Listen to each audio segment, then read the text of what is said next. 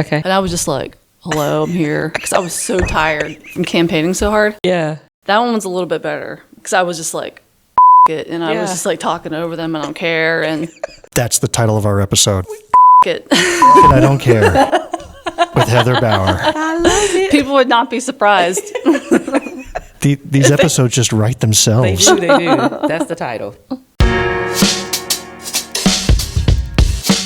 Welcome to episode 58 of Black, White, and Blue in the South, the podcast discussing Democratic politics with a Southern flair. I'm Bill Kimler. I'm Jamil Brooks. I'm Heather Bauer. And we're coming to you from Columbia, South Carolina. Yay. A somewhat purple city in a very red state. Boy, it's good to be out of Greenwood for a change, Just for isn't a it? little bit. We got to get back. If you like what you hear and think others ought to be listening as well, then you need to hit pause right now and leave a rating for our show. Write us a little review. Tell your friends about us. Interact with us on social media. Or better yet, Oh, my goodness. somebody from Newberry, please come and get your House Representative Joe White from the State House here in Columbia. Jamil, you remember Joe White from our last episode? Yes. When he got up and sang that TV commercial from 70 years ago? Yes. For those that missed it, here it is. Oh, my God. Brush ya, get the new iPana, brush ya, iPana for your teeth. Jesus. All right, so we need to come get this guy. Well, he recently stood up in front of 100+ House members and made the following announcement. Representative Joe White's recognized for the next question. Thank you, Mr. Speaker. Representative Jones, I admit many times when I stand up, I get confused as I hear the debates. That's all you need to know. That's an internal thought. We got to keep working with people. Internal. Poor guy. He's not just confused on that particular debate. He's confused on many debates. So please come get him. He's obviously lost and confused in Columbia and needs to come home so he can live out the rest of his life watching 1950s TV commercials. God, Bill. Here's the new iPana with a brand new flavor. It's dandy for your teeth. Let us know what you think by dropping us a note at blackwhiteblueinthesouth@gmail.com. Send us your comments, questions, and topic ideas. You can find us on Facebook, YouTube, Instagram, TikTok, Threads, Mastodon, and Blue Sky. You know where you won't find us? Don't In even that say it. musk trough, formerly known as Twitter. Yeah, we're off of there. Yeah. But our guest today still swims in that polluted pool. So we're going to have to ask her about that later. Did you know, Jamil? What? Did you know? Did I know? Did you know? Did you know Did you know? that we have representative? Did you know that you can watch this entire podcast and see our smiling faces on our YouTube channel? Go check us out. Look at those award-winning show notes in your little podcast app where you can find links to all of that and more. Well, Jamil, I think the show has already gone off the rails. God, I'm not going to do right with that. Did you know? Did you know? Before we get to our guest, Jamil, we received a wonderful review recently. Okay. I had read an incredible post in a private Facebook group that I belong to, and the author wrote something amazing, and I asked her if I could read it on, quote unquote, my podcast. Okay. And I wanted to get permission, it being a private group. That's right. I didn't say the name of our show, but she quickly replied with, "You absolutely can. Thank you." So that was great. Well, 6 hours later, she comes back with another reply, and let me quote what she wrote. "OMG, can I fangirl for a minute?" And then like a dozen exclamation points. "I just realized your podcast is Black, White, and Blue in the South, question mark, exclamation point. All caps, I love this podcast. It is in my rotating favorites with Pod Save America, Cool one of beans. my favorites. Yeah. I've Had It, and The Midas Touch.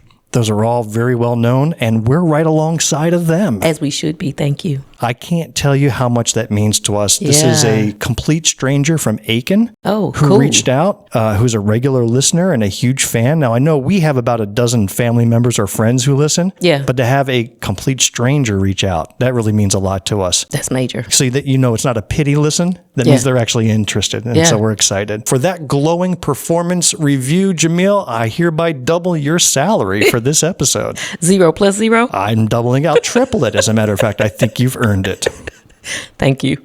Well, Jamil and I are still recovering from that 3-hour, 2-part episode we did about the South Carolina House budget debate. Yeah. Today, we are delighted and honored to have as a guest someone who was there for all 21 hours. Front and center. Of that debate. We only watched 19 hours of it, but she was there for all 21. We welcome Representative Heather Bauer to Black, White, and Blue in the South. Yay. Hey, great to be with y'all. And that's enough from you. That wraps up All right, our bye. show. You can't leave. We have more. We understand you like it when the hosts don't allow you to get a word in edgewise, so we're going to continue that tradition here. Representative Bauer, Heather Bauer, as she likes to be called, is twice elected representative for South Carolina House District 75. Yeah. It is a compact section of Columbia that's east of Broad River, and she's been in office since January of 2023 and was one of the few bright points coming out of that brutal 2024 election. So, Heather, I would like to ask you this opening question. Yes, Bill. How did you spend Liberation Day this past week? Did you go shopping and take advantage of all the deals at retailers throughout Columbia? Did you relax at a state park that was closed down due to reduced staff? Or did you perhaps travel abroad to the Heard and McDonald Islands where the local penguin population now hates us due to the tariffs we've imposed? How did you celebrate? What day was that even? The days blur so closely together. I can't keep track. Well, Liberation Day was Thursday. It's on the calendar. I was in session working, doing the people's work. So you chose to work. Well, that is very commendable. I chose to work. Yeah. Yeah. What did you do? Yeah, I just bought a car. Figured that's what you're supposed to do on Liberation Day. I would do it now. Yeah. Exactly. You better act fast. Yeah. All right. Well, let me give you a quick background on Heather. Heather Bauer, and I got this off the internet, is a nationally recognized nutrition expert, author, and founder of Nutrain, a New York City-based diet and nutrition company. I think it's the wrong bio. What's that? It's off the internet. Yeah, you've taught thousands of people how to safely lose weight and keep it off for good. There are other Heather Bauers that have more seedy professions. I will also say that I sometimes get news. I have, of course, a news alert from when my name is in the news. Yeah. I get her all the time, and there is some former adult filmmaker of the same name. No I think she maybe retired now. I don't know. But I used to get hits for that as well. And my campaign staff were like, "Oh my God, like who is this? Who is this lady?" I'm like, "I don't know." But they always thought I was akin to Andre Bauer. That was the first thing that usually would come like, "Oh, are you related to?" I'm like, "Not that I'm aware of." Yeah. Because I never knew how that was going to go with folks. Yeah. But there is no relation. Well, former Lieutenant Governor Andre Bauer has been making the rounds lately that he might be considering a Senate run against Lindsey Graham, looking to unseat him for the Republican ticket.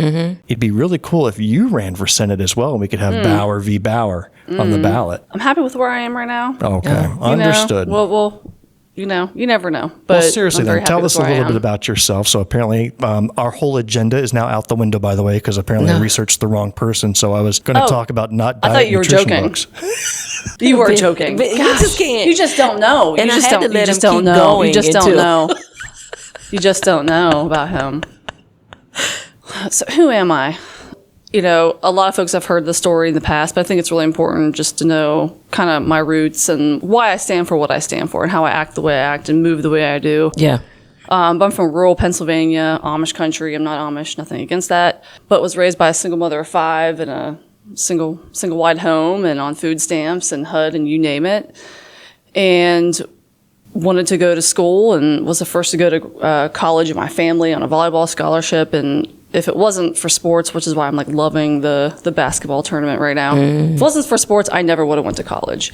That coach gave me an opportunity and I went to college. I loved it, excelled, graduated with almost a 4.0 and wanted more. applied to graduate schools across the country and got into a school in New York and a school, USC, here in Columbia. And I was like, I don't want to go any further north. Like, I'm sick of snow. So I literally moved here because it was warmer. Did you have any relatives or friends or any connection to South Carolina at all before you came down for grad school? I knew one person. She was my setter in college. She was actually working at the... A setter for Setter. audiences is a Setter, volleyball term. It's not a dog. Position. Right. It's a volleyball position. I just need to be aware of that. Yes. She was my setter in college, and she was working in the athletic department, actually with Seth Rose at the time. No kidding. It's very weird. Then he went to law school. It's kind of an Small interesting, small world. He used to work for her. So I came down here, stayed with her for a couple nights. I'm like, well, I guess I'm going to pack up everything I own in my car. And I moved here July 1st, 2007, and the rest is history. And you went to graduate school for what? I came here to study art history. Oh. So that took a turn, and I was like, I like talking to people, and I'm sick of reading and writing all day. And I had taken a few production classes, media arts classes, and I started producing documentaries and commercials, and I was like, my professor was like, hey, you're really good at this. Like, basically you just boss people around. I'm like, well, yeah, I am pretty good at this. Staying on budget, staying on time. And so she's like, you should consider switching majors. Well, it turns out that fall, we had left for fall break. We came back. One of our main professors had packed up her office and left. We're like, what the hell? She was my main professor. Yeah. I came here to study underneath her. And I was like, well, so they offered me a teacher's assistant position within the media arts department. I switched majors. The rest is history. I started interning at ETV with Betsy Newman. That's how I really started learning about the history of South Carolina. Oh, good. Was at ETV producing documentaries. Like, I wasn't the main producer. I was a little coffee grabber for people. But Roots in the River, about the Hobcob Barony and like the Congaree National Park turning into a national monument, into a national park. So I learned a lot about the history of South Carolina through that process. And that's kind of how I parlayed into project management. So that's what I do now as my profession, IT project management. The jump from art studying to data wrangling. Listen, I grew up having to scrap for whatever I had. So I find myself to be very opportunistic, and I find, what that means is I find opportunities wherever they are. That's right. Sometimes I wish I woke up, I was like, I want to be an accountant, but that was never me. So I never had the opportunity. I didn't even know what major to pick when I went to college because I had no one to talk to about it. So I literally picked interior design as my degree in college. I'm like, I don't know, I liked watching Christopher Lowell in HGTV. I had no idea what to pick. So I really had to create a new path for myself. Yeah. But that's how I ended up here. And, work in IT still. But then you also had enough energy and time to open your own business. Yeah, I did What that. the heck? Back, I think it's 2015, we opened that. It's now called Warrior Fitness and Martial Arts. Yeah. But we do kickboxing, karate, group Are classes. you a Cobra Kai fan? No, I am not. I see. I grew up in that I was era. gonna say In my you broke sense, his I was like, heart. that's bullshit. Yeah. Well, I mean, I understand the karate's bullshit, but when you grew up in the 80s and Karate Kid was the biggest thing on the earth, Yeah. it's just nostalgia feels are just all through me when I watch Cobra Kai. So I'm the biggest fan. They did a great job with it. Yeah. I have not watched the whole thing, but I did go back and watch Karate Kid. I was preparing for my black belt test. Horrible movies. Oh, come on. It's great. It's the monotonous tasks, and it's more than what you're doing physically. It's about the greater message of what you're doing. So that's what we learn in karate. Okay. And that has really helped me with my political career. Patience, discipline, humility are main core Oh, I thought you were talking facets. about beating up your seatmates or whoever. Oh, trust me, that has helped Yes. with restraint. Yeah. We were talking about that last episode when we were watching the House debates, and we watched maybe a full hour's worth of clips. Yeah. And it was the same pattern over and over. Question asked, and then whoever's at the well answers something completely different, as if the guy stood up or lady stood up and asked. Yeah. Didn't even hear him.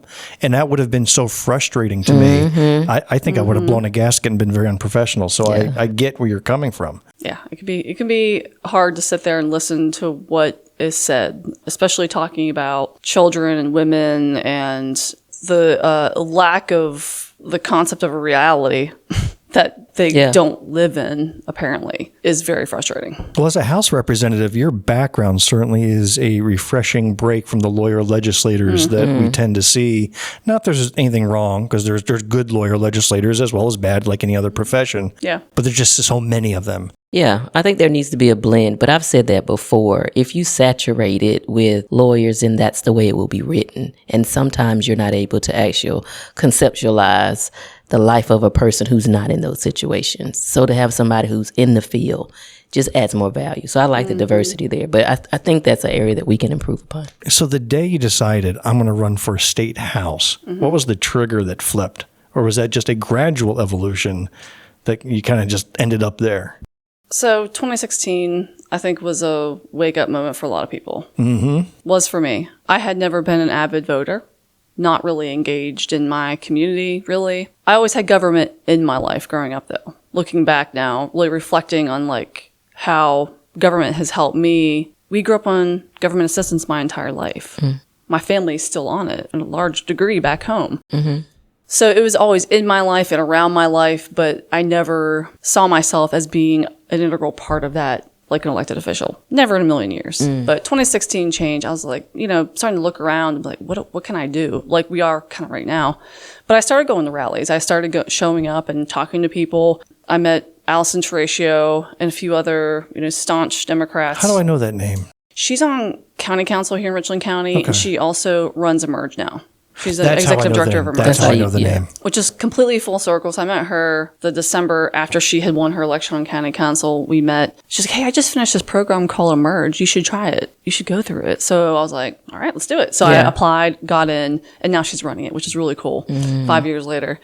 But went through that program, and we left that first meeting. I can't remember where it was, but it was on the road. I called her. I was like, I'm running for office. I'm like, I don't know where. I don't know how. I don't know against who, but I'm going to do it. So I started just looking around at the seats that I was interested in, and then I stumbled upon Kirkman Finley, and I was like, I'm more educated than he is. I have more empathy from the research I could do, from what he stands for. I feel like I relate better to the constituents in this district. So he was the House representative at the time. Yeah. Learning about the history of South Carolina, he married into the Wade Hampton family. I mean, his history goes back to the founding of our state, right? That's how deep his pockets are. That's how deep his family names are. So looking at him, I was like, that fits my personality to go after the hardest person ever to try to run for office against. Okay. And so I was like, well, I feel like I'm smarter than him. I feel like I can do a better job than him. I can show up better than I've never seen him anywhere. And so I was like, let's do it. So running for office takes, as you both have done, takes a little bit of ego, some guts, and really hard work. And I thought I could do that. Have a little bit of ego, I guess everyone does who runs for office. I think you missed a fourth one. What's that? Talent. Oh, yeah. Because I've seen people who have those other three things, but have no skills in terms of public speaking or engaging or dissecting an issue and trying to break it out into achievable components. Well, if you look, though, I didn't win my first 2 times. Right. I had to really learn that. I had to learn those skills. And I think that has made me a really better legislator. Not only that, but I represent a very competitive district that also helps, which I'd love to discuss, why I think that's really important. But I had to learn how to convey how I could serve the constituents and how my ideas and how I can get it done. And that took 4 years of campaigning in order to win eventually.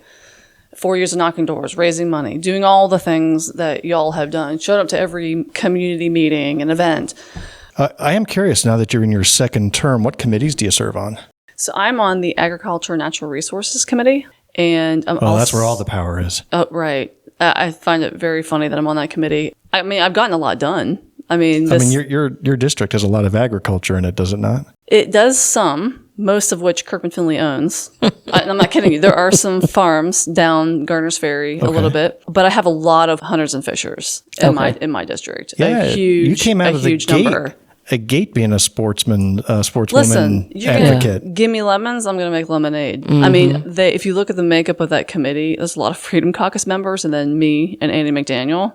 Oh, wow. So I think they put the troublemakers on there a little bit. Yeah. But your former opponent's on that committee. Oh, Lord. Yeah, he would be. Well, he's in good company, I guess, with me. But, they say it's, a throwaway committee, but I was able to pass a bill through the House, and I have good faith it's going to pass the Senate and be signed into law. But it's a no net loss land bill, which basically protects our public land for hunting and fishing. Oh, good. So it conserves the amount of property. So we have 100,000 acres In DNR, we can never go below that amount. So Okay. it protects our public land, which I think is a really good bill. So I'm able to get stuff done. And then I serve on there's 2 committees I serve on. One is we oversee all the operations of the Blatt Building and then of the entire State House grounds. So I'm working with Representative Patrick Haddon on getting dollars and working with the City of Columbia on this to get electrical bollards put up around the State House during rallies and things like that. We don't want what happened in New Orleans happening here. So I'm working on executing their safety protocol plan here in Columbia. But working on good stuff like that, just protecting citizens and, Well, before we get to the issues, I want to get your thoughts on what it's like to be a darling of the media. So as I'm Have doing, you read Fitz News?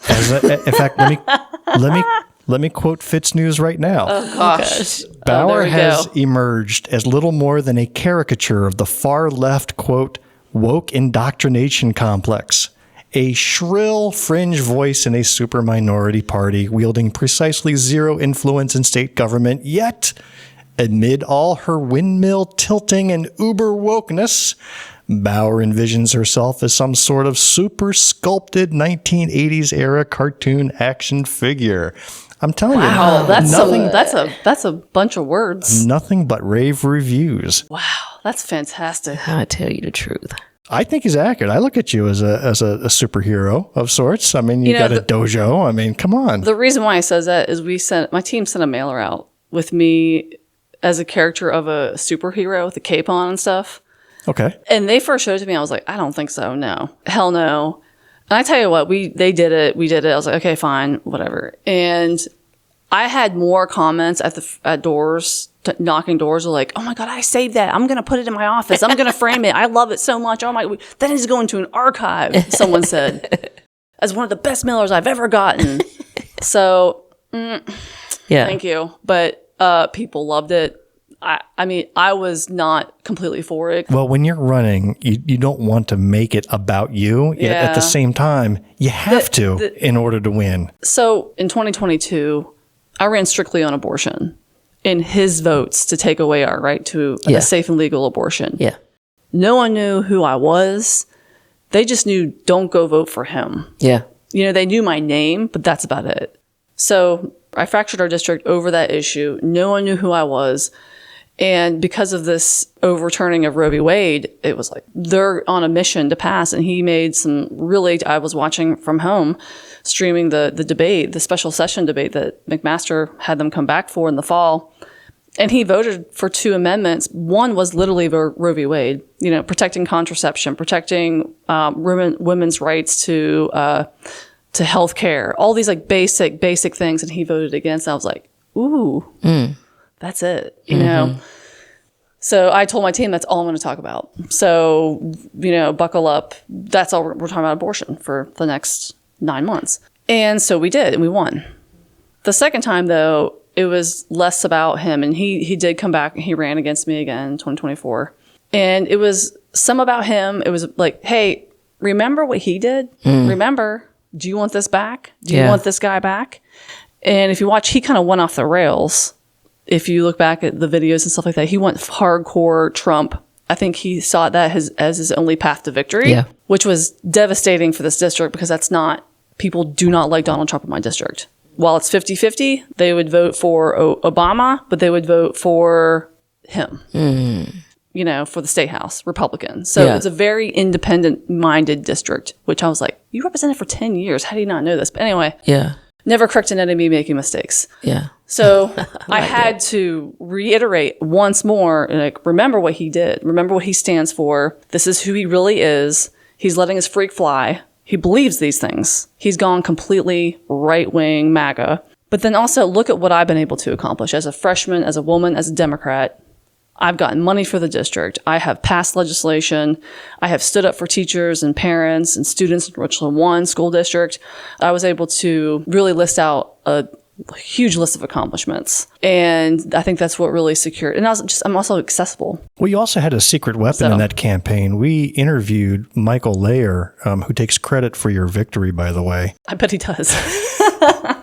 I told him yesterday I would say Did that. you tell him that? Okay. Yeah, he's like, don't tell her that. Yeah. But he's proud of that. He's proud He is. of just being able to be associated with you in that victory. Yeah. Two things I want to back up to. Fitz News said use a whole lot of words to say that they see you in your power. I don't care what they wrote. Their message was, watch her because she has the ability to knock down a lot of giants. So that was really key. And I don't want us to miss that. The other thing I think is really important is being able to run on the votes that your opponent has done and to show the people what exactly it has done or has not done for them. And I see that as a struggle sometimes for candidates to be able to get people to see, especially from the group of Republicans that are lower middle class, poverty, below poverty. It's almost like there's nothing that we're saying that lets them know that the same team that you're on is the team that is fighting to take things from you that you will need to survive, or someone you know will need to survive, and you continue to support that fight. The communications and the structure and the strategies I wrote down before we even got here today is that you are a strategist in a way. And so you'll be able to look at those things, and no matter where they put you, your goal is going to be, I'm going to show you how I'm going to make this thing work. And I think that most people need that in order to survive what you all have to survive in that state house. I agree with that. I mean, and in my last race, I spent nominal time talking to Democrats. Very little. If I was not talking to Republicans or people that don't low propensity voters, I was wasting my time. I knocked majority Republican doors. I got doors slammed in my face. I was called a baby killer. I mean, I'm like, oh, these are the right doors, because those are the people we need to talk to. Yeah. And if we're not willing to do that as candidates, we're never going to win. Yeah. So that's my belief. That's why I'm very fortunate to live in a very competitive district. I think it makes me a better legislator. Yeah. It makes me campaign harder. And it makes me really advocate for my people more. You know, because here's what we can't forget. Whoever is elected, you still serve both populations. That's right. So you need to go and hear what they're saying so you'll be able to have those conversations. So I think that's valuable information. No, well, I want to talk good about stuff. what's happening today in the State House. And to open things up, I want to revisit a discussion Jamil and I had in our last episode. So let's watch this. So this next amendment is actually the first one we're going to hear that did not come from the Freedom Caucus. Okay. It actually came from Democrat Heather Bauer. Okay. So she files an amendment and she gets up to speak on it. It wouldn't be budget week if we didn't talk about abortion, I guess. This line item is to speak about the $2.4 million that go to crisis pregnancy centers, which are CPCs, organizations across the state that claim to support pregnant women. And they are literally tricked into going into this RV that doesn't even say abortion on the outside, so you don't know why you're going in there.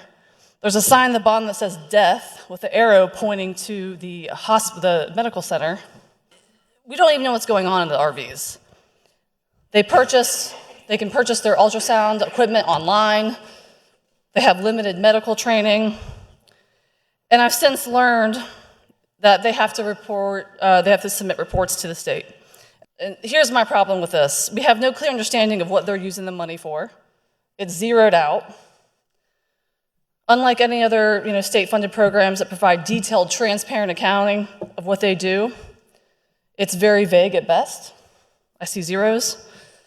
So my question as we move forward, I'm going to table this amendment, but as we continue this conversation on how these dollars are being used, I think we deserve to know what they're using their money on. Is it staff salaries? Is it marketing materials, direct services? How many people have they helped? What kind of resources and programming are they giving these people? And I'd like to see evidence of what outcomes they have for pregnant women in our state too. Interesting. So she gets up there and tables her own amendment, which I thought the amendment was a very good point. I mean, here you have money going to a program and no reporting that is of any substance coming back in return. And I think it's a fair request. Like, I get the idea of getting up to speak, even if you knew it was going to be tabled, right? But you get up and you have a message. But why do the self-tabling? Yeah. You know what? We need to ask Representative Bauer that question personally. We'll ask her. Will you get her on our show? Yeah. Wouldn't it be cool? I think it would be great. Okay, I'll ask her. If She had a great time here in Greenwood last time she was here. I'll ask her if she got time for us. Yes. see. She'll say yes. Okay. She'll say yes. We're going big. So I thought you had made an excellent point. This could have been any organization or any agency that public money is going to. So you call this out saying we really don't get any reporting back for the money. You're not saying cut the spending. You're not saying let's ban it. You were saying let's get the reporting and find out what are they doing with over $2 million of tax dollars. But the question that we couldn't figure out is why would you table your own amendment? Like, we get you going up there knowing it's going to be tabled, because that's kind of sometimes, you just have to get the message out. Why would you table your own? Because I'd worked with somebody in Republican leadership to work on me with this issue. So it's kind of essentially a deal. It would have been tabled, which is, It would have been. So it would have gone up. So it would have been tabled, whatever. But speak with him, and I was like, listen, if you're willing to help with me with these conversations, making these dollars more transparent, then I'm going to say what I need to say, but promise me you'll work on this with me, and then I'll just table it myself when I'm done. It happens all the time. So that was the strategy. I'm still not getting it. So what did they get from that deal? I see what you got. You got to speak. But what did this partner of yours get by you tabling it? What was the benefit to that person? Potentially them being forced to vote on it.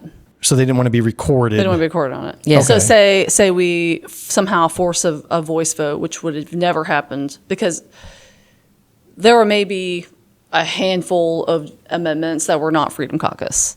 Yeah, we saw that. So as soon as they see Heather Bauer has an amendment, they're like, oh, you know, they already know what is going on. So they're hyper vigilant typically, which is how I've gotten stuff passed in the past, which I'm not going to reveal all my secrets, but I've gotten amendments in the budget. I've gotten amendments and bills passed by other people and not me, because I know when they see me what that means. Yeah. Does that make sense? Right. So there's strategy to everything. I've gotten done, not even taking credit for it. And because I've gotten it done, but my people know.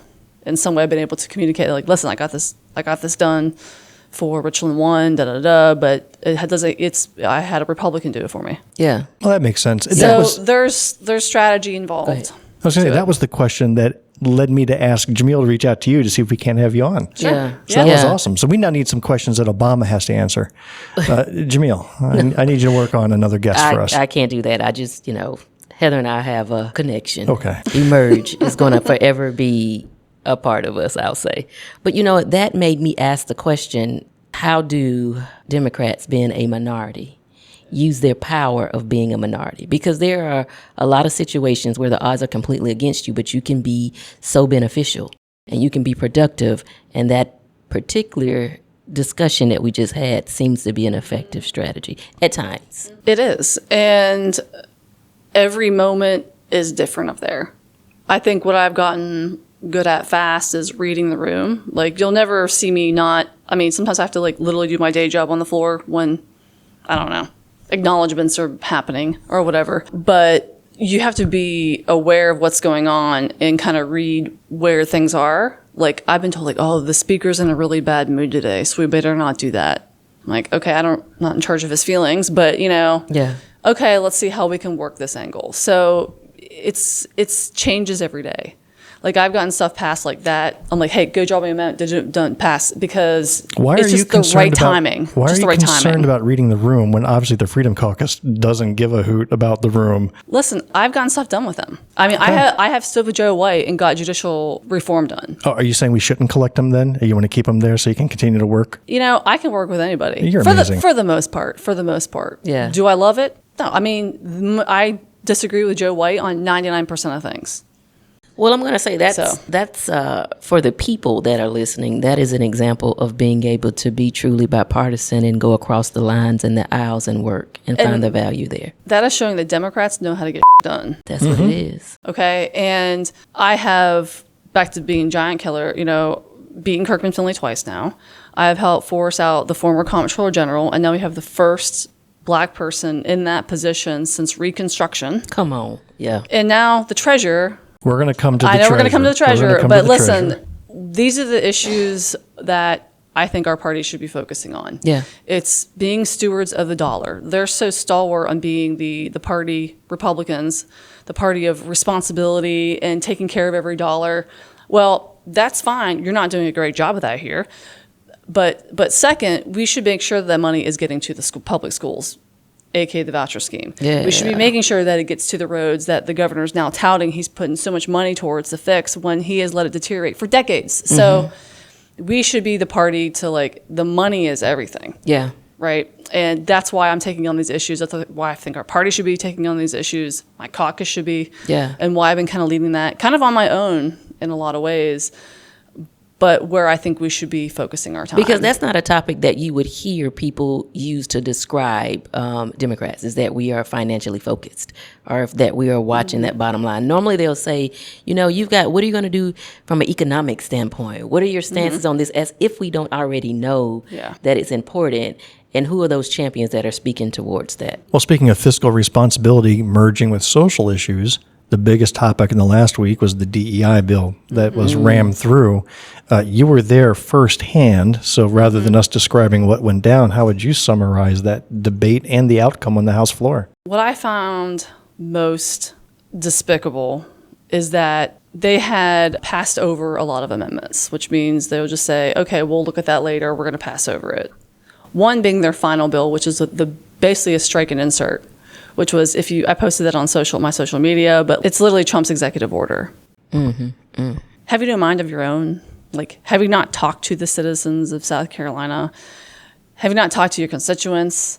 What we're seeing now, that's just one example of whether it's abortion, the voucher scheme, just list off constitutional carry, CRT. They're just getting messages from the White House and like doing it here. And sadly, they can do whatever the hell they want to do. They can take this as far as they want to take it, right? Well, they went through the whole theater of many hours of public testimony, then many hours of on-floor debate, committee work, amendments, all that, lots of speeches given, and then at the final moment, they just threw it all in the trash and says, we're going to go with this Trump executive order. That's what we'll make law. Right? Did I get that right? They don't care. Yes. Yeah. Abortion, you can hear people come and tell the most gut-wrenching stories of them almost dying. Yeah. Which happens. There was a woman just this week who wasn't being allowed to have health care. She had miscarried and was carrying a dead fetus. That was Greenville. In Greenville. Yeah. And it literally is happening in our state. And they don't listen to science. It's beyond reason. And pushing their personal morals and ethics and religion, for the most part, onto me and the citizens of South Carolina is a gross overuse of power, in my opinion. Yeah, I agree. So what they did with DEI is essentially the same as what I saw with CRT. Is basically they took a phrase, an acronym in this case, and then they completely reinvented the definition of what these programs or beliefs are, made up something that is not based in reality, and then decided to make a law and ban it. But they made it so vague that now they're expecting the public response, whether it's private businesses that do contracts with the state or state agencies, they just now have to play it safe. Yeah. And I think from CRT to DEI or anything else, I say let it be challenged in court, because if you go by the letter of the law, you should get through just fine and force the legislature to bring clarity to these very vague dictums. Like the CRT was all about you shall not put one race above another. You shall not make one race feel guilty for the past actions, right? Fine. None of that has anything to do with CRT. It does. So instead of pulling books that lift up diversity in experience, like NASA pulled down a book about female astronauts. They took that offline. Instead of doing that, let it stay, bring the lawsuits, and let's debate it out in court, and then just expose how ridiculous these laws are. And Representative McDaniels, when she was at the well, she said something that I think many of you all have already said, is that they only have a problem of diversity, equity, and inclusions when they're coming together. But for the words individually, it doesn't seem like the Freedom Caucus or anyone else who voted against, which was crazy to me how that vote went, that they don't seem to have a problem with it if it's an isolated word. I still can't wrap my mind around how far South Carolina gave the persona that they had come.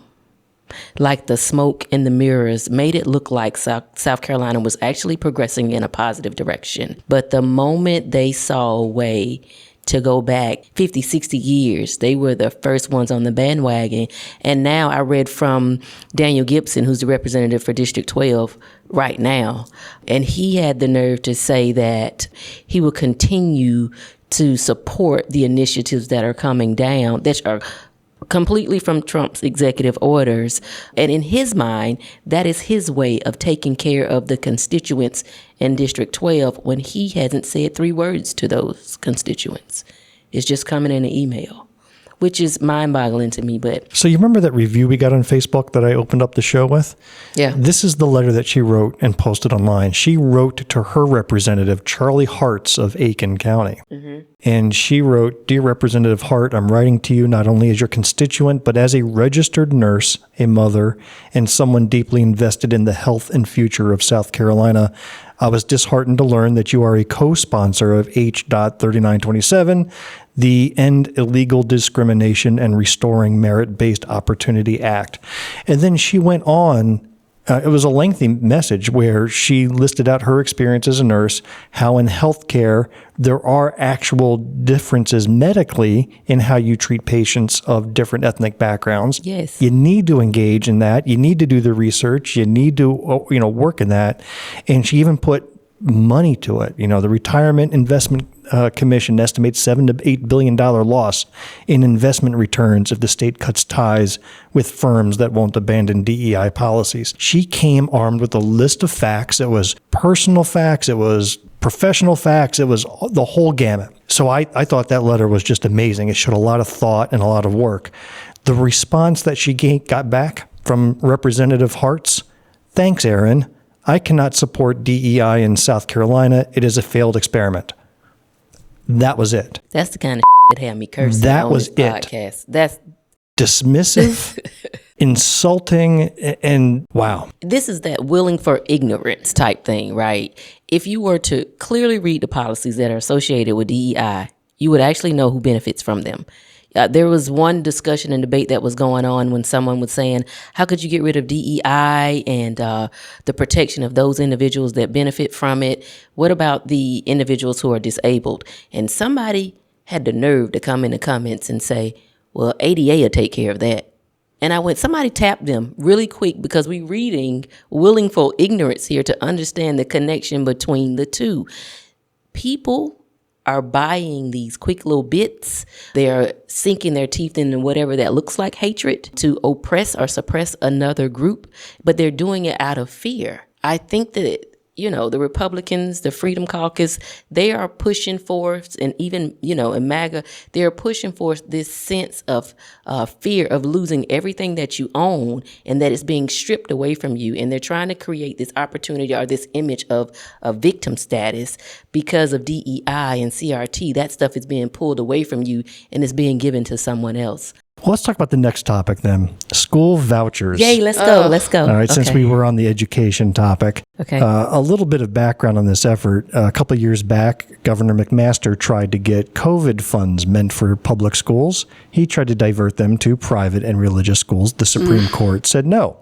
The General Assembly then last year tried to do school vouchers through an education fund and passed that bill. And then earlier this year, or late last year, the Supreme Court again said, no, that's illegal.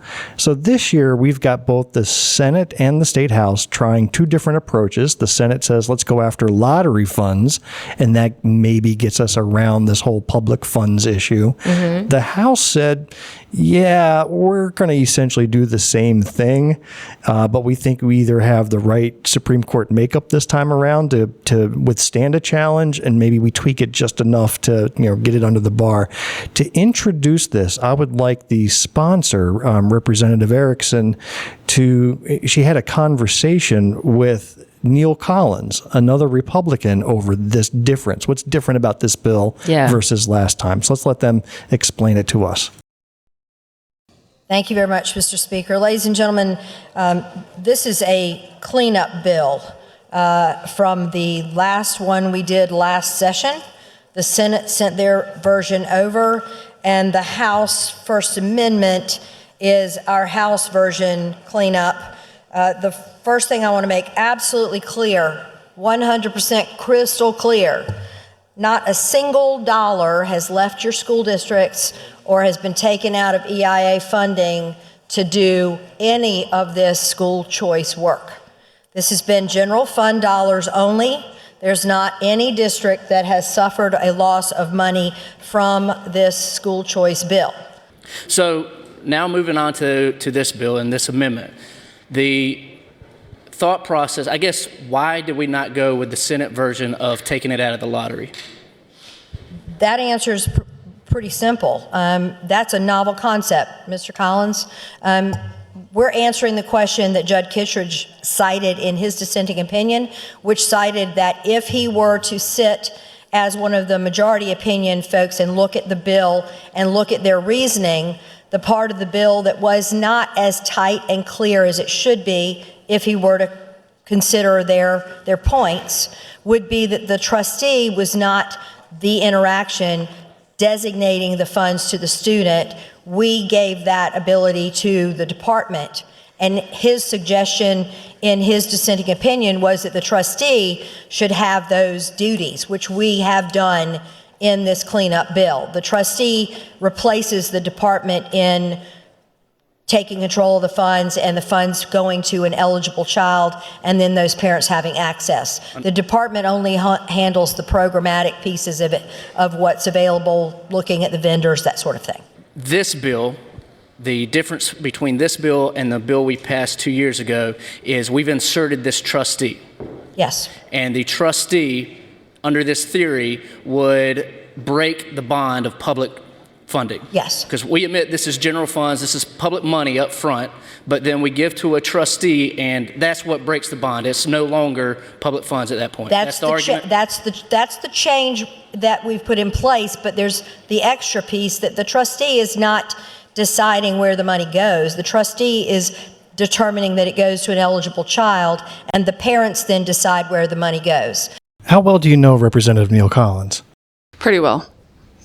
Yeah, pretty well. He is, if you look back at his votes, he's very moderate. He's really great to work with. I see him as, he's Republican. That's how he's on the form. And I follow him on Facebook, and I find that he's one of the few that actually dives into facts and figures and numbers and thoughtful reasoning behind any decision. Whether you agree with that decision or not, he is willing to put in the effort to explain why he made that decision. And he'll vote against stuff. Like, he'll vote against the abortion ban. He voted against the voucher bill. Well, he didn't vote against the abortion ban, did he? He ended up voting for it at the end. I think so at the end, but he voted against it up until that point. Right. I mean, I remember kind of watching him struggle online and then disappointing the masses who thought he was heading in one direction, and then eventually he did vote for it. But you can see at least he struggled. You can see that he's not just throwing Bible quotes out there or hackneyed phrases. Okay. But I could work with this guy, and he was probably one of the loudest opponents of the school voucher bill. He was. Well, there was also a young representative who had a very interesting take on this, and I'm going to give this person some due. Rep. Jones, did you know that I think that maybe saying voucher may not be the right word for this, that I really see this as a tuition discount for people who already send their kids to private schools? I can understand why you reached that conclusion. Yeah. Did you know? Did you know? I had to have a few questions. So how do we see this as a choice when private schools have all the power in this decision? That is a wonderful question. To me, it does not provide absolute choice for all citizens of South Carolina if the private schools have the power to be selective. How is it choice if they can deny for whatever reason? It's starting to appear that the word choice is just a great talking point, but the essence of it is not in this bill. How is it choice when the majority of our counties don't even have private schools, as we've heard today? It's still going to eliminate a large portion of our population from taking advantage of this, while contributing to the expense of it. How's it choice in those counties that don't have private schools? We're not offering completely free transportation for those kids. Again, it's going to exclude quite a large sample of our population. And then really simply, if this really were a choice, why aren't we just covering the full tuition then? It's a wonderful question. Thank you for taking my questions. Do you remember that moment?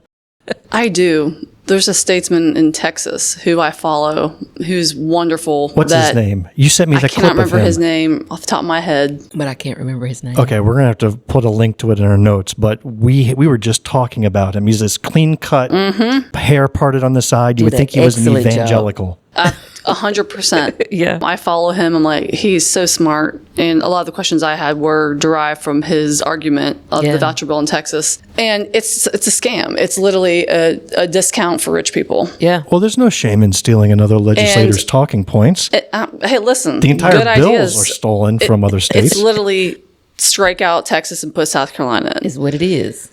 And to hear the diatribe of what this is, she may be correct in saying that there's no money taken away from your school, but you're taking money away that could go to schools. Exactly. Well, actually, let me follow this. When you look at the funding formula for these schools, isn't it based on how many students are in that school? There's a dollar amount that goes with the student. Per student, yeah. So if I have just funded that student to go to private school, did I not just take away that student's dollars from that public school and give it to the private school? That would be a choice that you'd have to, I say choice, but you'd have to choose to do that in order for that money to get taken away, right? But it would be taken away essentially by that student leaving, right? The money would be taken it wouldn't away. be going to that school because that student isn't there. Right. Right? Right. So I see at that fundamental level, the money is gone. In last year during debate, there was a representative, I think it was Gibson, who went up, I believe. And he's like, well, a lot of people in my district, they have a lot of mistrust with education. They're not getting a good education. I was like, why wouldn't you just want to fix the public schools then? So in my district, the reason why I fought so hard and fighting so hard for my teachers, students, parents in Richland School District 1, we have one of the highest budgets in the whole state, really poorly managed at this point. The money's not getting into the classrooms, a ton of overhead. I can go on and on about the issues that we see here in that school district. But speaking to parents, like, listen, they send their kid to Hammond or to wherever in the district or around the district, Heathwood, to a private school. They're like, listen, I want to send my kid to public schools. I want to, but they're not getting what they need in the school. And they're like, I don't want the voucher. Like, I'd rather just our schools be better. Yeah. Point blank. And I think that's most of people. Like, they don't want to do that unless they truly believe in, I will say most private schools in South Carolina were started because of segregation, segregation of schools. There's one in my district that started because of that very reason. So there's some dark background with a lot of these schools, but for the most part, people want to send their kid to a public school. Yeah, I think. Yeah, they just want a good school, good quality education. And how does it look for a state to not be able to offer that to their citizens? I think it makes South Carolina look very, very bad. And it shows that the intent has never been about the people. It has been about their particular population. And so what state doesn't want to be able to say, this is where we are with our public education? And I keep saying, who over there on that side don't understand that it's so much better to grow 98 academically, cognitively, to improve 98% of the population than it is to improve 2% of the population. Now, you don't even have to be a math wizard at any of that to know. I'm just making sure 98 plus 2 equals 100. Okay, It'll get us there. It'll get us there. Double and you check. help the people at the State House because somebody missing this. But how is it that you don't understand the value of helping the masses? If you truly want South Carolina to be better, if you truly want to put the citizens in a position where they're not having to come back and ask for the state to support them since they think that the state is taking care of people because people doesn't want to work, you have the opportunity to build a bigger, brighter, stronger foundation of a future. And every time you go down in there to vote, you vote opposite. You vote to keep people trapped, to keep people oppressed, and to make sure that 92% stay at the bottom while 2% figure out a way to keep their foot on the necks of the 98%. Say that over. I don't even know. Maybe they want it that way. They want it that way. They want the 98 to stay at the bottom. And they want to make sure that that power and everything that comes with the rights of being able to understand what they've conditioned people to believe that an American citizen should have is only in the top 2%. I say all the time, and I know it tear people's nerves up, I do not believe slavery is dead, and I know goddamn well racism isn't dead. And this is just a way to shape shift it and fold it into ways where people don't see it coming. I think Who if doesn't they get wanted that? any legitimacy on their argument, they call it school choice and they want better outcomes for their students. That's the premise. So why is it that they fight every opportunity to instill some form of measurement in those private schools and religious schools to check on those outcomes? And by the way, we have school choice already. We do. Okay, let's just make that very clear. Yes.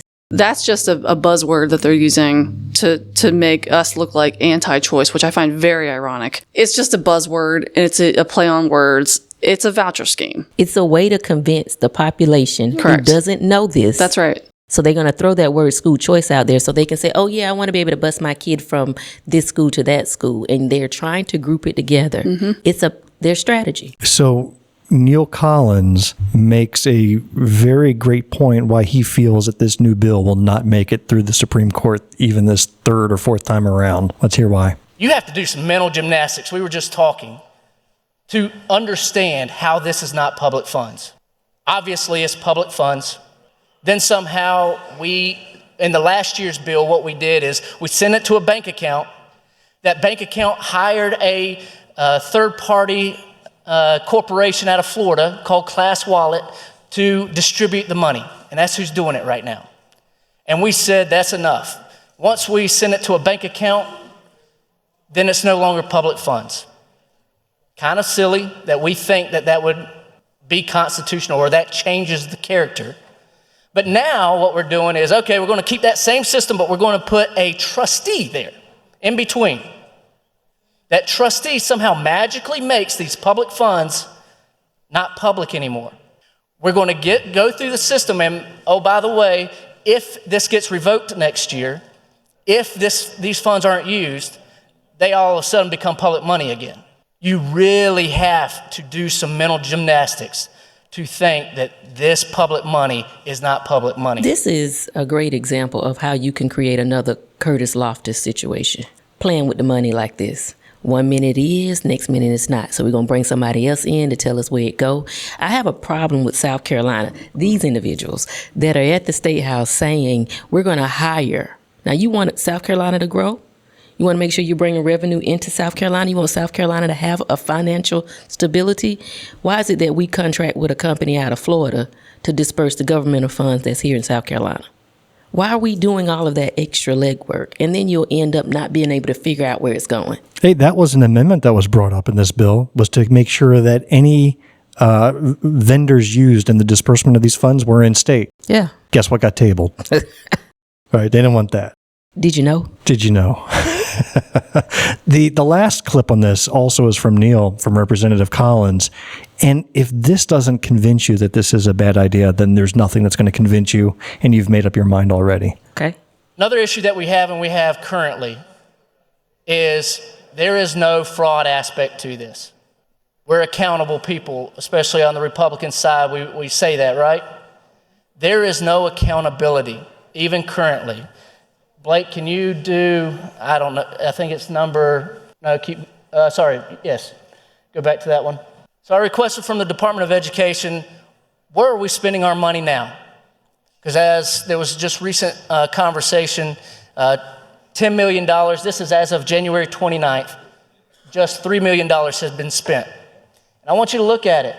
You've got the marketplace and you've got ESPs. Schools, less than $1 million. Next slide, Blake. Computers, $1.5 million. This year, your vouchers went to pay 4,400 computers across the state. That's what we did. I'm not so much concerned about it in the fact that I'm glad people are getting computers, I guess. I don't think that's the purpose. But what I'm concerned about is nothing stops anybody from returning these computers. And if you look across different districts and different counties, what this cost is, much more so than what you would think a normal computer would cost. I don't think that's conservative. I've also heard in the sports world, high school coaches going and saying, come to our school, we can get you a voucher, you can play for us, return the supplies, and you'll have up to $6,000 to come to our school to participate. And the point is, we don't know. We don't have any accountability to this stuff. To me, that's concerning. Concerning to me too. Me too. So I'm going to ask you an honest question here. You've been a representative for 3 going on 4 years now.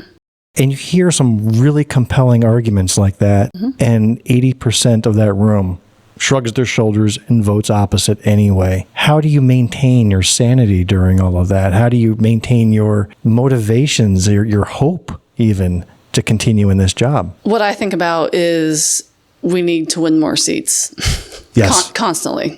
I mean, that's not going to change unless something happens to Trump or whatever. That's not going away anytime soon. So I'm steadfast on, getting reelected, and we have to win more seats. So using this and using their wars against them and really smart campaigns is what we need to do. So that's literally all I'm thinking. Like, okay, we could use that. Okay, we could use that. Strategizing for what's next. So you're never just focused only on the here and now. Everything you're seeing as a strategic opportunity to use in the future. We should be doing that as a caucus. We should be creating ways for people to win. The reason why I had a chance to win in 2022 was because Representative Spencer Wetmore put up an amendment to codify Roe v. Wade, which is what he voted against, which gave me an opportunity to hammer his ass on his votes to ban abortion. So that's what they mean by 4D chess. Yeah, I like it. So I like it. We should be creating opportunities for people to run in our state. We're not doing that to the best of our ability, in my opinion. Yeah. Makes a lot of sense. Hey, I want like- to pivot to our last topic for today, and that is your favorite statewide government elected official, and that would be Curtis Loftis. So I'm going to share this picture here. I'm going to see if this is true. I think I stole this from you, Heather.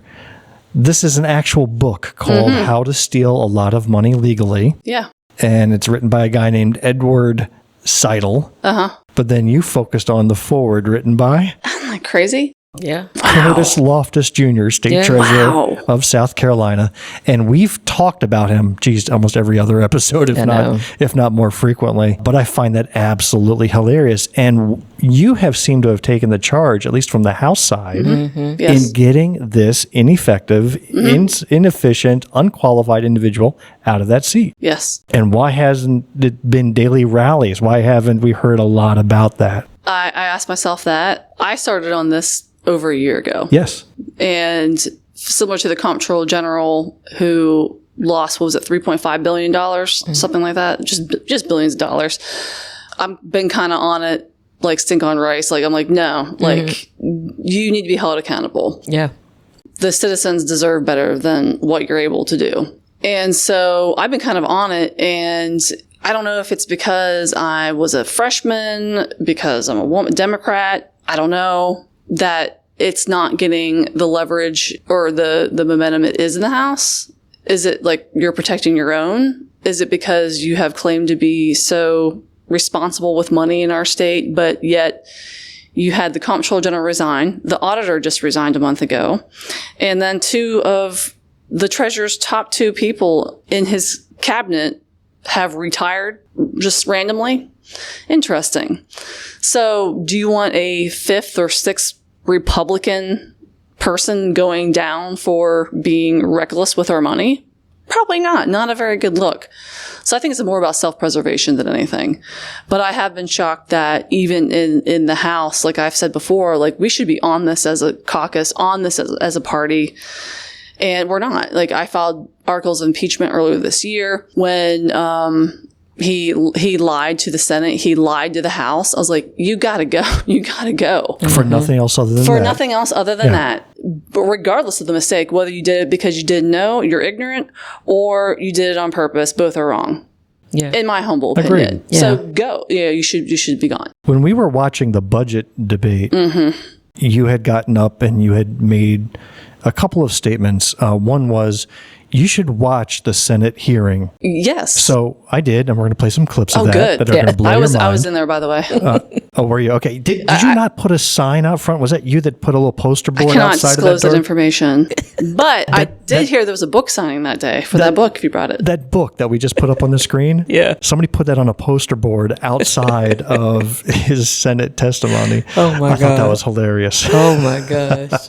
All right, so that was one. The second thing is in in your budget amendment, you had proposed of bringing the treasurer's salary down to $1. Mm-hmm. All right, fine. We've seen that before, but then it was quickly ruled out of order as being unconstitutional because, according to the Constitution, you can't go changing a salary of an official while they're serving out that term. Mm-hmm. Did you know that ahead of time when you filed that, or? Yeah, of course I did. Okay. So the former Comptroller General Ekstrom, I passed that amendment. It passed the House. The Speaker said tripartisan support. They had voted for the same thing before. Oh. Yeah. So as soon as I saw Rep. Murphy go up, I'm like, oh, okay. I kind of knew, again, once they see me, and they try to get me to table that. I do want to speak about the articles of impeachment because I got pressure, major pressure from Republican leadership for me to pull that bill. They did not want me to file that bill. They pulled it from the desk. I'm like, you're not supposed to do that. That's like, you don't touch my bill. That's right. And I was out in the lobby about to have a press conference about it. And his lawyer and staff person pulled me aside. I was like, what can I do for you? They're like, well, the Speaker doesn't really want you to do this. I was like, well, I don't really care. I was like, well, let me make a bargain with you. You guarantee me that he will be gone in a week, whether you fire him or you get him to resign, retire, whatever, and then I'll pull it. But if you can't guarantee me that, then I'm going to file it. I'm having the press conference right now. And they're like, we can't really do that. They're like, well, this is really going to hurt local schools and local communities. I'm like, then go talk to him about that. He did it. I didn't do it. Exactly. I'm just calling it out and trying to hold him responsible and get someone competent in place to do the job. Mm-hmm. So no. So I filed the bill. Yeah. Wow. Yeah. There's a lot of inner workings that happen. A lot of pressures that people get. And I was like, no, I'm going to do it. But, I don't have a sponsor on that bill yet. So just there's more I could talk to you too about offline about what's going on, even in our own caucus. But yeah, it's not good. Yeah. It just never ceases to amaze me how it's okay for them to do it. That's a song, by the way. But it's a problem when we do it. Mm-hmm. Well, let's not do it. We're into doing things competently. We don't even have to do it. If we look like it's something of that nature, they're railroad us. Well, let's help elevate the need for Curtis Loftis to be out of there. I know that the South Carolina Senate, anyway, has a couple of bulldogs who are after him. Okay, good. Senator Larry Grooms and Senator Stephen Goldfinch. They held a hearing in which Curtis Loftis was an attendee. And let's take a listen in. I've got a couple of short clips on this. Okay. Here's how it kicked off. Remember the pattern. Ask a question. Got it. And what kind of answer do you get? Not the one you want. Right. Here's how it began. Mr. Treasurer, have you done anything wrong? Senator, thank you for having me here today. I appreciate that very much. We don't hear a lot of good news, but I have some good news. Proviso 9319 called for the hiring of a forensic accounting firm to do an in-depth forensic accounting review of all the cash and investments held by the state treasury. Our agency passed with flying colors. The report confirms that the STO cash and investment balances were properly accounted for. They're exactly what we expected and what we Now wanted. remember, he opened up with, did you do anything Despite wrong? all previous claims, this is an error primarily involving appropriation. The state's banker manages state's cash and investments. We do not manage appropriations. Mr. Treasurer, I think Of course, Fund 993 was populated with $1.6 billion of appropriations. So thank you for letting me share that good news. Well, that wasn't the question. I know the question, but did you do I would anything? like just a basic amount of courtesy, if you don't mind. Yeah, Fund 305093 has no money in it. It can't have money because funds don't hold money. That's literally the point, though, Bank dude. accounts hold money. I can't. So when we're talking about what that fund represents. And So I the stand answer by to this everything question is said yes, I because did. The official books and records of the state of South Carolina, as maintained by the state and for use by our vendors, our bondholders, by federal government and everybody else, said that that money was represented in that fund. The Comptroller General sent me a letter saying that, and he said that the state auditor and the outside audit firm also agreed that it was cash, and they wanted me to move it to the general fund, which I did not do. Mr. Treasurer, again. He's taking pictures in the background because they were passing notes back and forth, by the way. What kind of question is that? I was sitting over to the right. You can't see me. This is an 8-year-old. Ask me something specifically. This is a valid question. Did you do anything wrong? So his response was, "You're asking me an 8-year-old's question." That's what he said. And he's giving them a 4-year-old's answer because he's dodging. So he gave an explanation, and I saw, Heather, that bothered you, and you were getting into it a little bit. But I'll be honest with you, there was over 2 hours of those same words being used over and over. They were just constantly circling around the same points, same questions, same answers over and over and over. This next clip is the most exciting part of practically any session that I've ever seen. That guy that was sitting next to Curtis Loftis. Who is that guy? Well, we're going to find out here. Watch. This is your letter or report, whatever you want to call it, overview of issues surrounding Skis Fund 993. That's produced by Stephen Goldfinch. Senator, the document speaks for itself. It says it was who it was produced by. And what, could you please what it suspend? represents. If you're going to offer testimony, I'd need you to. This is not testimony. That's a legal. You're not. If you're going to speak, I need you under oath. So that was the guy sitting next to Curtis Loftis, who wasn't invited, by the way. He's just sitting next to Curtis Loftis, and he decides to start answering the questions that the senators are asking of Curtis Loftis. This guy just inserts himself. So Senator Grooms is basically saying, shut up or get under oath because you're testifying to us. Was this? Could you please stand and raise your right hand? I'm an attorney. I'm here to represent the treasurer. I'm not here to testify. You're not allowed to speak unless you're under oath, sir. I most certainly am, because I'm here to represent. And then he just pushes the button to silence him. As he should have.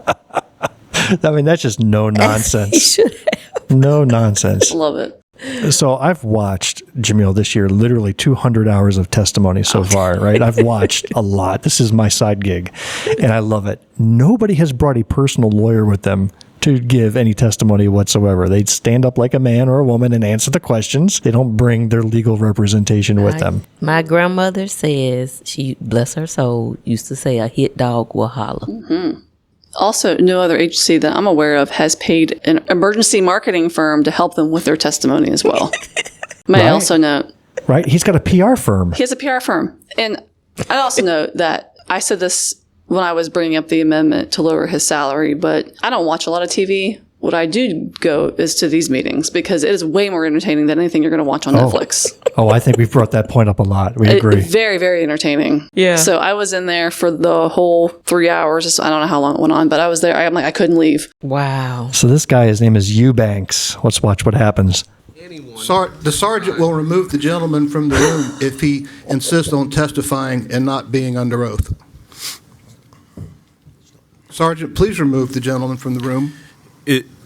Mr. Treasurer, did your office produce, it's not a legal question, I'm just asking, did your office produce the report? Mr. Treasurer. I remember that pause. Did your office produce this report? All right, so I do have to get the verbal description. And again, I encourage you to go to our YouTube page so you can watch this. Curtis Loftis is staring into space like he just had a stroke. It's the lady behind. It's the lady behind the attorney for me. The lady behind the attorney. She's the one that testified the 2 weeks prior for him, by the way. That's basically his scapegoat because he was not in the state. The sergeant at arms, who looks like he works for mafia boss Joey the Lip, is now standing next to the lawyer, ready to toss his butt out onto the street. And you're right, the people back in the audience are smiling and they're like, we're about to watch somebody get tossed. I'm not asking what's in the document. I'm asking if you produced the report. You can't even tell me if you produced the report. I believe the question is directed to the treasurer and not counsel, who's been instructed to leave the room if he insists on speaking and not being placed under oath. Well, he was quiet, and you send somebody over to remove him. Senator, it's been. He's continuing to speak. Senator, it's been my advice to the treasurer. If you're going to speak to this committee, you're going to be placed under oath. If you're not going to be placed under oath, you're not allowed to speak to the committee. What he don't understand see what I'm. Yeah, he's still standing there trying to talk to the senators. Keep out the lady in the corner. Now, do you remember? Ever see that movie, A Christmas Story? Yeah. Do you know the little boy? What's that little boy's name? Ralphie? Ralphie. That's Ralphie grown up, by the way. I didn't know if you know that. Ralphie's grown up and has become Loftis's lawyer. But he's still trying to talk to Senator Grooms. His lips are moving, but the mic's been cut off. I mean, Sergeant at Arms, though. Come on, scoot him on out. If you're going to testify and answer questions, you're going to be under oath. If you're not going to be under oath, then you need to leave the room. Mr. Chairman. Senator from Georgetown. I hope I can, I don't want to speak for the committee, but Mr. Eubanks? Yes. I don't want to speak for the committee. I'll speak for me personally. I don't have any problem with you sitting there and providing advice to your client. But the chairman has made it clear he doesn't want to hear you testify. Can you keep your mouth shut as far as speaking to us and talk to your client? Because I think everybody should have an opportunity to be represented. I'm a lawyer myself. Can you talk to your client and not talk to us? I certainly can. Okay. Oh, look, there's Heather in the background with her bucket of popcorn. Did you see that? No. She's there in the far right corner with popcorn, just laughing it up. Okay, so I've got a simple question. Sergeant, if the gentleman attempts to address the committee, I would ask that you remove him. As long as he's giving advice to his client, he may remain. Thank you. Oh, that was the best. That was the best. I mean, these are grown men, and they just can't seem to follow simple instructions. But listen, the look on Loftis' face said, if you take him from me, I will die immediately. I don't know how to do it. Yeah, I will not make it work. I will incriminate myself. Mm-hmm. He was like, please. He was about 3 seconds from going into full-blown cardiac arrest if they would have escorted that man out. Oh, yeah, he was definitely having brain freeze. It was like he had just licked some ice cream and his brain shut down. Yeah, he was in panic mode. Wow. A couple more clips of this because they're really important. I had a hard time cutting them down. He almost got up and walked away from this committee a number of different times. Here's one. You can shade that how you want to, Senator. It's not shading. We were trying to communicate to you what the difference between funds and accounts were and the total cash and investments of the state. The state spent a bunch of money to show that we knew exactly how much cash we had. The problem we have is we don't know where it's represented in the comptroller's books, and he didn't know either. So what did you do wrong in that situation, Mr. Treasurer? I trusted the comptroller general. That was the biggest mistake I ever made in my life. So based on this report, I saw a lot of blame on the CG. It looked like, 90% of the blame you place on the CG, 5% on the auditors, some unknown percent on the General Assembly for even looking at you and asking questions. Is there nothing that you believe that you did wrong in this whole thing? Lawyer is now advising him to the answer on that question. And they were just flipping through papers looking for the answer. It's like the kid who's sitting in front of the teacher trying to cheat off the other kid's test. Yeah. Well, Heather, I didn't know if we were keeping you too long, but you seem to be really enjoying yourself in this segment. This is great. This is the most entertaining thing I've been through so far. We found the House budget debate to be quite entertaining, to be honest with you. It was. Again, we saw a condensed version of it, not a 24-hour slugathon. Yeah. All right, so here Loftis decides to take things personally. If he thought he was calm and collected before, watch him now. Did you believe multi-billion-dollar errors existed last year when you testified before us? No. You didn't believe they existed? Not the 1.6, no. Or 1.8, whatever the number was. But do you agree that 1.8 billion is an error? You mean, are we talking about now or? Well, you brought it up. I'm confused. I can tell. Then or now, whatever. You can make fun of me, Senator. That's I'm not okay. making fun of you. That's okay. You trash me from one end of this state to the other, and I don't like it. And I'm trying to be as honorable as I can, but you make it difficult. These are serious issues. It shouldn't be difficult These are serious to be honorable. Well, then ask the question. Uh-oh. We're going to say a few more minutes and relate it.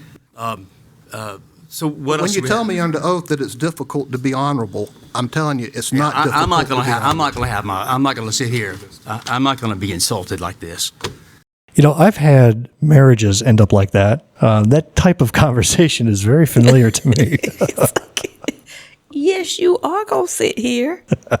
You're going to sit here? You're going to take it? You're going to like it? Yes. Playing with these people money.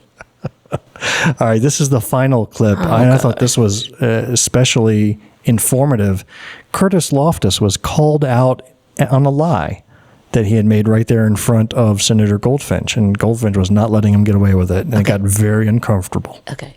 Oh, for context, you remember how he threatened to publish some sensitive information, and the governor, who was coming out of surgery, he was doped up on anesthesia, had to call him and tell him, don't publish that. Not going to happen. So they're talking about that right now. Mr. Treasurer. No treasurer in 80 years has published the kind of information you want. I had 15 years to publish information, and I didn't. Until McElveen said, we think you should publish. No, he didn't. No, he didn't. I'm not going to let you get away with that. That's a lie. Read the rest of it. Oh, you don't have it because you cut it out. That's a lie, and I'm not going to let you get away with that. This committee did not instruct you to publish that data. This committee specifically said not to publish that data. If this committee could instruct you to do something, it would be to resign your position as treasurer of the state of South Carolina. That's what. It's not going to happen because I'm not going to let you get your fingers on $54 billion. It's my job. I swore an oath. I'm going to protect this money, and I know what Senate Finance would do with this money. Y'all been chasing me for 15 years, and I'm not going to let it happen. I stop this stuff on a regular basis. Just like you did before. After the Comptroller General and the State Auditor to have better records and books for 15 years. I've been fighting this battle. When y'all voted against me, when we exposed $277 million of hidden. Look at the guy in the back. He's laughing in the blue tie. You voted against me on that. Y'all turned me over to the SEC, to SLED, to the OIG about these things. Every time I come up and report fraud, waste, and abuse, I get punished. This is just more of the punishment. I'm not surprised. What I am surprised is the level of sophomoric finger pointing.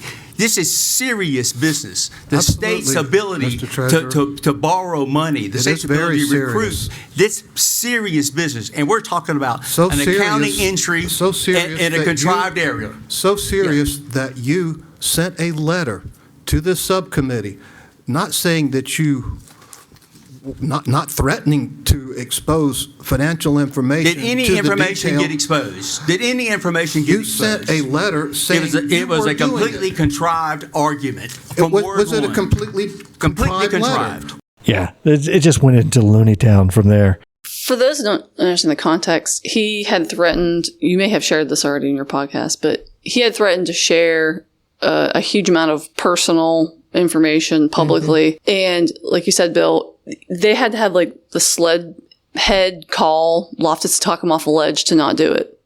Like that alone, he is not stable and fit for office. Yep. On top of just the obsceneness and embarrassing demeanor that he has with elected officials or just in general. He should just resign. I mean, although he's digging his heels in now saying that he's going to run for office again when he said he wasn't going to run for office. If you saw that, but I think he thinks he can win with Trump being in office. So that would be his only saving grace would be riding those coattails. So as I understand it now, the Senate Finance Committee is meeting this upcoming week to consider articles of removal. I don't know if it was an official articles of impeachment or it's just a recommendation of removal. So yes and yes. It's on April 21st. Okay. It's on a Monday. I'll be there. It's what's called impeachment light. So it's a separate section within the Constitution. So we've never done this before as a state, by the way. So what that means is that the Senate will have a hearing in the chamber and he will have to testify in front of the Senate. They've already filed that resolution that was done last week. They will have that on the 21st. That'll come to the House on the 22nd and we will need to take a vote on it. So you'll see very soon where the House is. I've been working members relentlessly behind the scenes on this issue. I don't think he has the support that he thinks he does in the House. And that's why I think he is acting so righteous and claiming he will run again for re-election because I think he thinks he has the support. But what I'll tell you, people that watch this, they should call the representatives and senators across the state to make sure that they know that they're watching and that they should not support him and vote for him to be impeached. That's interesting. I wonder how do we make our internal or local representatives come out and make a statement? Because right now they're silent as church mice. I don't think you'll have that success. I just know for our areas. And you don't want them to speak because they're going to align with him. Right. Call them out. Yeah. Oh, we do that. There's no shortage of that for sure. Good. But definitely, I believe ours would definitely be in support of him. But what I would say to the individuals that claim to represent Greenwood in our counties down there is that Are they comfortable with this one person holding all that over their head? He said that even before he got really in trouble, you keep playing with me. Of course, I'm paraphrasing to make it sound Jamil-like. You keep playing with me, I'm going to release all y'all information. They said, oh, no, please don't. Please don't. It'll cause so much trouble. And he said, okay. Do you think that this guy is not going to release if you continue to allow him to do it? You have given this one man a lot of power to allow him to keep throwing that at you. So I'm wondering if the three that we have that are representing us are going to be comfortable with this individual having the power. Well, it's our job to make it known, to bring the facts, and let the people decide. Yeah. Ultimately, it have to be up to them. So, Heather, we're going to wrap this up. Let me ask you, what do you have in your immediate or maybe even long-term future that you'd like to share with us? One is getting Curtis Loftis out. That's top priority for the rest of the session. Yeah. Getting my no net loss bill through the House. Personally, I'm getting married in a couple months, so Yay, very excited about that. congratulations. Thank Wow. you. Thank you. When is that? June 7th. Okay. That's like close. in 2 months. I know, Yeah, like that's 2 close. months away. So just to share with you how old I am, my daughter's getting married the week before. Yeah. I'm old though too, but this is my second as well, so I won't, Okay. let's not publish that. But anyway, my second go around. As a guy who's on his third, we can probably swap some war Okay, stories. yes, we probably. I'm on my yes, we second, so we're good. Yeah. I'm in good company. I'm in good you're company. at home. Okay, good. Still, okay, good. add us all up together, still not as many marriages as Trump has. Correct. So we're good. Correct. Yeah. Correct. Yeah. Well, congrats. Yeah, thank you. Thank That you. is certainly something to focus on. Do you get time off from legislating for that? I'm going to take a little bit of time off. It's after session, apparently. So Okay. after Sine Die, but I'll still do my work in the community. I attend all my neighborhood meetings and go to all the things, and been taking DOT all around the district and working on roads and stop signs and public safety, putting sidewalks in, things Wow, like that. things that actually matter. What a concept. She's working. I'm working. I'm doing the work. For the people. I'll continue to do that. Well, thanks for the inordinate amount of time you spent with us and Yay. the many Great technical fun. Great difficulties fun. we've had. We made it work. And that's a wrap for this episode of Black, White, and Blue in the South. We thank Representative Heather Bauer for sacrificing an afternoon with us today. Yeah. We hope you enjoyed what you heard. Please take a quick minute and leave us a rating and review of this show. We really want to know what you think. If you do, we'll send South Carolina State Treasurer Curtis Loftis over to your house to work on your tax returns this year. If you are a blue dot in a red sea, keep the faith, keep up the hard work. Change only happens over many years of work and dedication. As Kelly Robinson, president of the Human Rights Campaign Advocacy Group, said, she said this at the Hands Off rally. Okay. That was all over the nation. There was over 1,200 hands-off demonstrations throughout the United States this past Saturday. Yeah. As Kelly Robinson said, quote, the attacks that we're seeing, they're not just political. They're personal, y'all. They're trying to ban our books. They're slashing HIV prevention funding. They're criminalizing our doctors, our teachers, our families, and our lives. This is Donald Trump's America, and I don't want it, y'all. We don't want this America. We want the America we deserve, where dignity, safety, and freedom belong not just to some of us, but to all of us. The fight for human rights. Good job, Bill.